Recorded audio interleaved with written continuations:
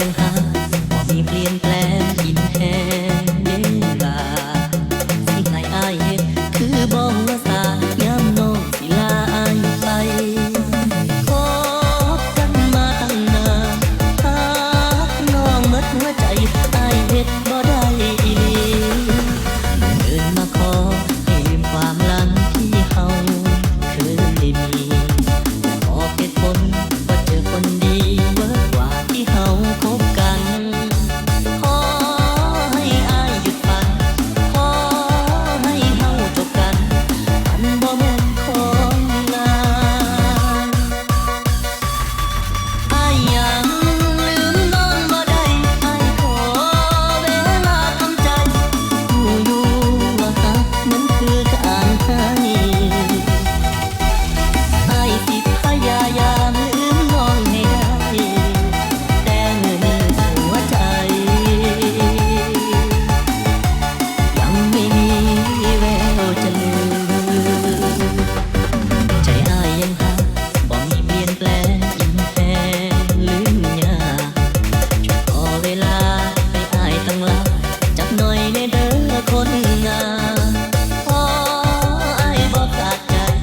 ขออ้ายทันบอกใจให้ลืมน้องได้จักหน่อย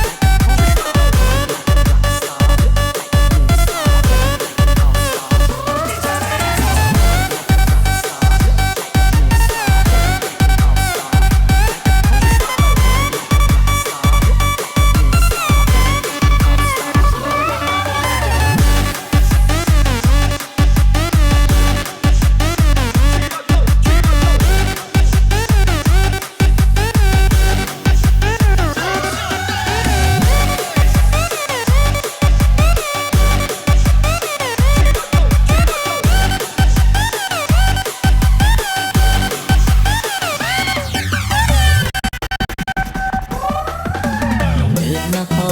ให้ลืมความหลังที่เฮาเคยมีบอกเหตุผลว่าเจอคนดีเวิร์กกว่าที่เฮาพบกันขอให้อ้ายหยุดฝันขอให้เฮาจบกันมันบ่แม่นของงานอ้ายยังลืมน้องบ่ได้อ้ายขอเวลาทำใจรู้อยู่ว่าฮักมันคือการให้อ้ายสิพยายามลืมน้องให้ได้แต่มื้อนี้หัวใจยังไม่มีแววจะลืมใจอ้ายยังหาบ่มีเปลี่ยนแปลงอินแพงลืมยากช่วยขอเวลาให้อ้ายตั้งหลักจักหน่อยแน่เด้อคนงามขออ้ายบ่ขาดใจขออ้ายทันบอกใจให้ลืมน้องได้จักหน่อยให้ลืมน้องได้จักหน่อยอ้ายยังลืมน้องบ่ได้อ้ายขอเวลาทำใจรู้อยู่ว่าฮักนั้นคือการให้อ้ายสิพยายามลืมน้องให้ได้แต่มื้อนี้หัวใจยังไม่มี